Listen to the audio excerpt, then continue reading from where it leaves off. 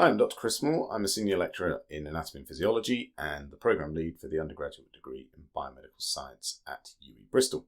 Now, what this is going to be is almost an experiment in using a way that I already use and put into practice for audio feedback, but using it as a vehicle for demonstrating approaches to assessment and marking that can not only be more beneficial for the student than traditional ways of marking, but also speed up the process, make it easier, simpler for people to do. I'm going to be using Adobe Acrobat, and where you are, you may have different licensing restrictions on that. Luckily at UWE we have an institutional-wide license for Adobe products, not just limited to things like engineering and architecture. And so I'm going to be adding audio comments in line to a final year project paper. Now it's about 7,000 words, and so the reason I'm using this as an experiment is to show you the process, how I go about it, and also the benefits and the speed, or the hopeful speeds. The idea of this is to provide conversation, context, and tone to feedback so that it is meaningful to the students, they can use it.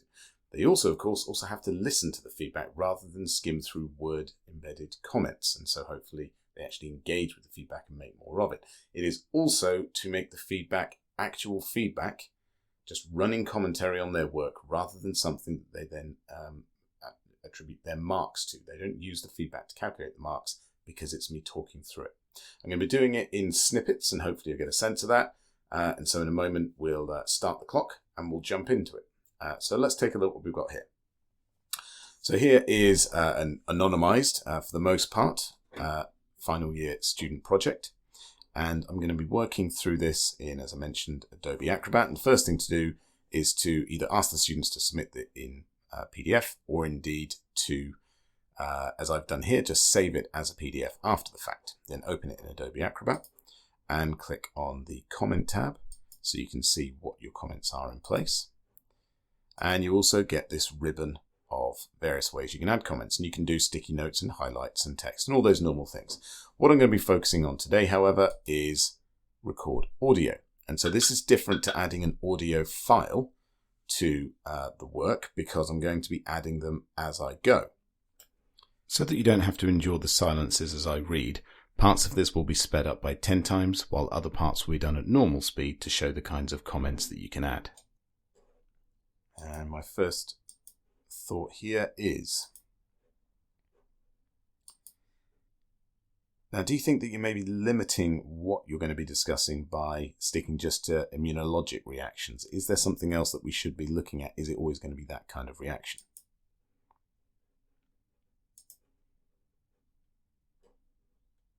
And so we can see there, it just puts the icon there, and if you double click it, you'll be able to hear in on it. But obviously in this video you won't be able to, as it's not capturing screen or computer sound.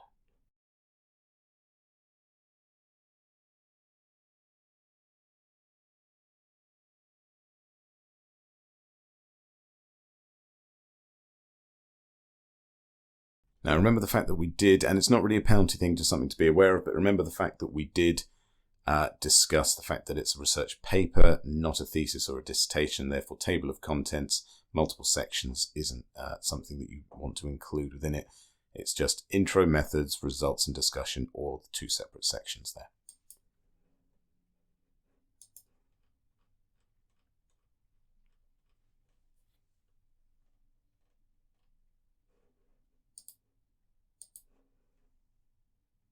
Now, of course, what you can do as you're going through is have an audio icon ready, and you can scroll through without freezing the page. As soon as you click on the page to record an audio, it does freeze it in the page in pace, so you can only read as far as you've got.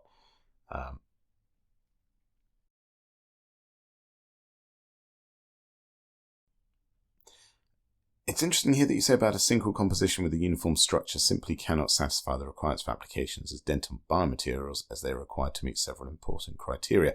But you don't go into any detail about what those criteria are. I hope you do in a bit, because it will make a lot more sense. But at the moment, it's a bit of a declarative statement that doesn't actually have a reference to it. But you're saying they have to have multiple criteria, except those criteria seem to be, at the moment at least, to simply integrate between soft and hard tissue, and to return functionality and aesthetics.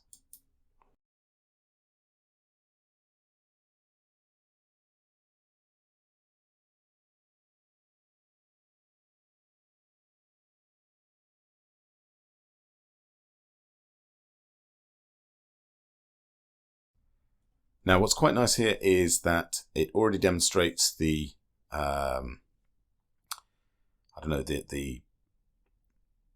strength, the focus of your work being more about the biomaterial, with the application of it being dental rather than the dental, with it being looking at the biomaterial itself. So you're doing more a simpler overview, which suggests this is more a paper for material scientists. So that kind of gives me an idea as to the audience. And the simplicity but conciseness of what you're talking here to describe implants is quite nice.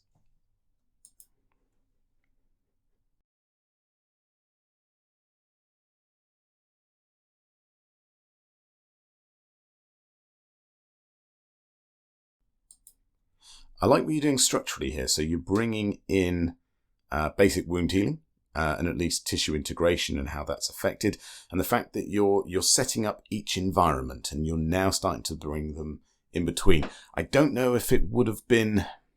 I suppose it is better that you presented the material or the basic side of implants and then described what they go into. Now you're describing the relationship between the two. So.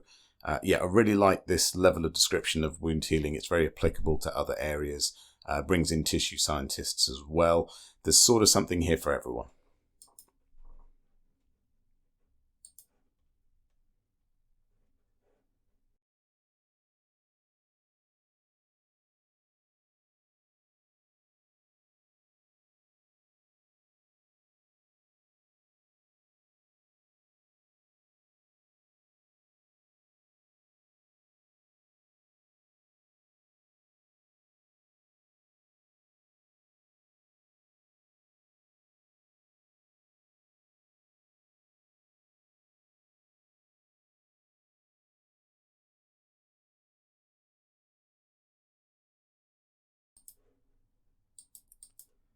Though it's important to open up with a descriptive paragraph of the results section. I'm not a big fan of saying I'm going to report this here and report that there. It is a bit jarring. I think just describing the data as it was coming may have been there would have been more fluidity, I think, to the writing. So we've lost something that we had earlier in the introduction, but I appreciate we're now into the data presentation. And I can see here that you've gone for the results discussion combination. So it'd be interesting to see if you, so you're going to do overview of data in general, hard tissue, soft tissue, surface modification. So whether you present data and discuss it for each type, or whether you present it all and then discuss it all, will be interesting to see.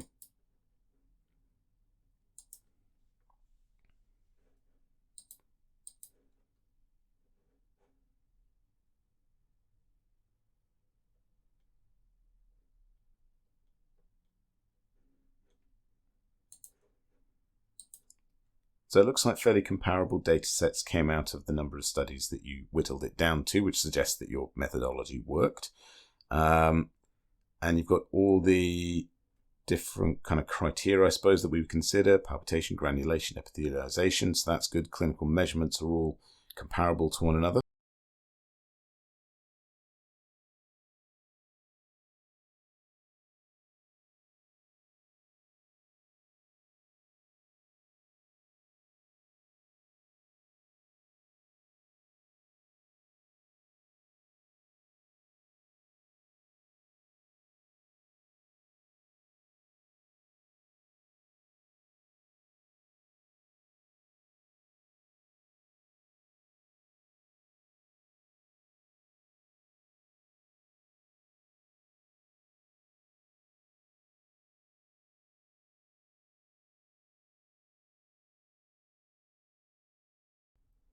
So you've definitely covered all the areas here. There's a number of categories that you looked at. It really makes the data nice and robust.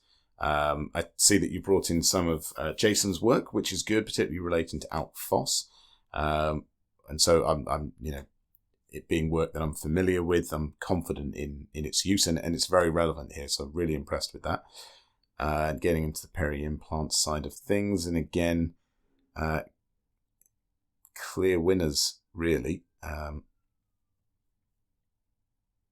So no statistical significance between them, which is kind of good in that you can make an either or choice based on the individual circumstances rather than there being a standardized way of selecting just titanium.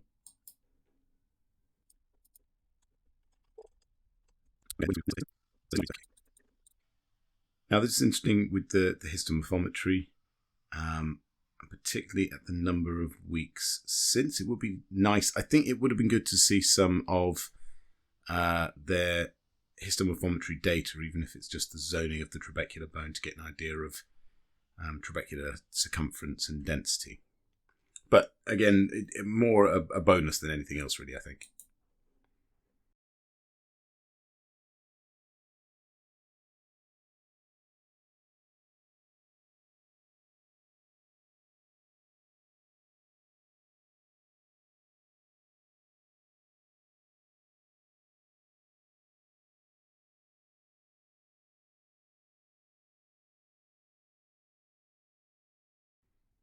Now we're into MMPs, so obviously MMP8 being collagenase and its effects there, and it is critical in wound healing. Now what's interesting with MMPs is that they are by and large released by neutrophils, and neutrophils of course are part of that subset that we're interested in, and so there, what is it that's signaling a controlled use or a controlled release of those MMPs and preventing almost that immunoreaction?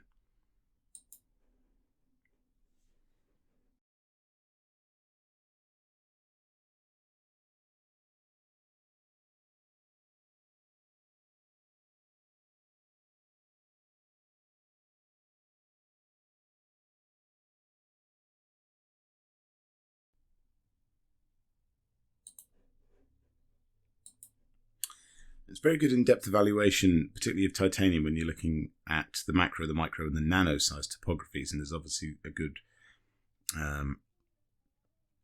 breadth of research that you can tap into on this, regarding looking at, micro CT and surface roughening and measuring nano indentation, that sort of thing, and seeing what has the greatest effect. And here you've got obviously and advantages and disadvantages. So you've already got a compare and contrast going on here. It highlights in some cases it feels a bit dissertation-like or a bit thesis-like in that you're covering such a wide range of stuff. But in each one, you do present it as part of a larger story, and so it is really quite good review level.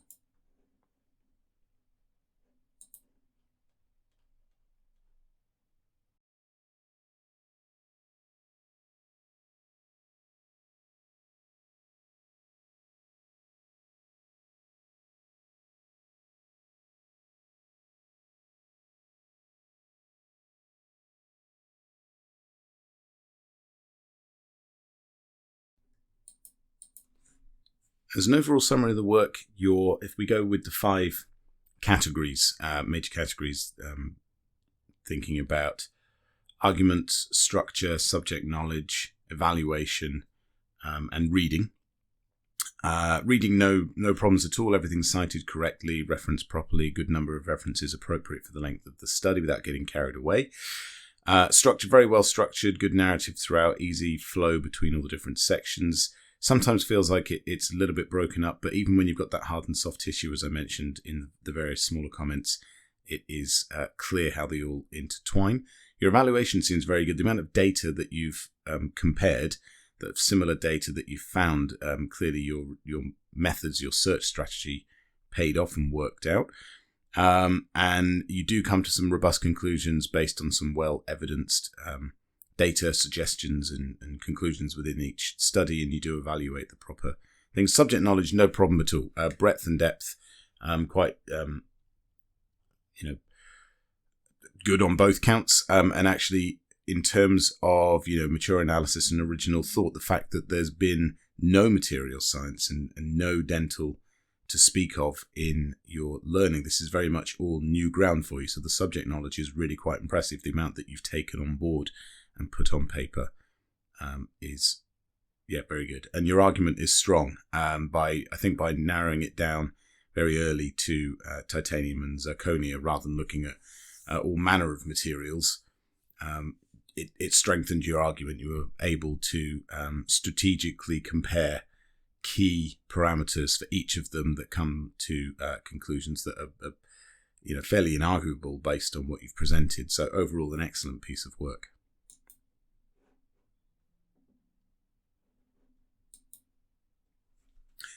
And there we go. So that's an example of how you can work through a relatively large piece of assessment, embedding audio clips, just making it as you go, running commentary, and hopefully they find it useful and contextualized. Feedback on this kind of method has shown to be popular amongst students. I've had lots of students come to me and say, they had a piece of coursework marked by someone else on a marking team who gave them some brief comments in Word and text and things, and having seen and heard, I suppose, more the comments that I had put within their friend's coursework, they found that was far more beneficial to them, and either wished that they had been marked in that way, or indeed asked me if I could not remark their work, but give them feedback on the work so that they can improve. So it does seem to be proving popular, and hopefully, from what you've seen by the time that it's taken, even though I sped up the video so you didn't have to watch everything.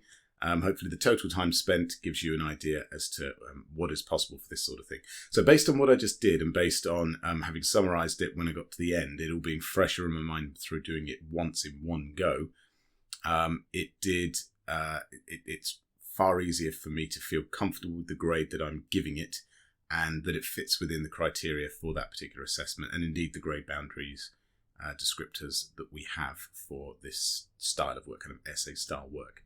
So I hope you found that useful. Do try it yourself, Adobe Acrobat, or really anything else that allows you to do embedded audio content.